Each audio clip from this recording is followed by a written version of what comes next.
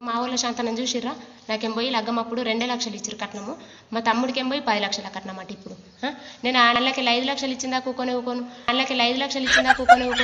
ఆడైతే 5 లక్షలు ఇయ్యకపోలా నేను ఇప్పుడే పోయి పోలీస్ స్టేషన్లో పోయి కేసు పెట్టేస్తా. ఫోన్ చేస్తా, వాడు ఇస్తాడా ఇయ్యాడా అడుగుతా.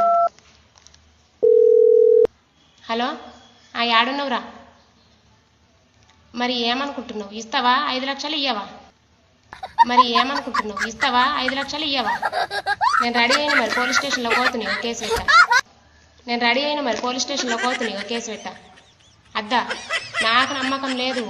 నాకు కాగితం రాసియుర్రి, నాకు ఆ కాగితం రాసి చేతిలో పెట్టుర్రి, నాకు తెలియదు. పోనీగా, సరే.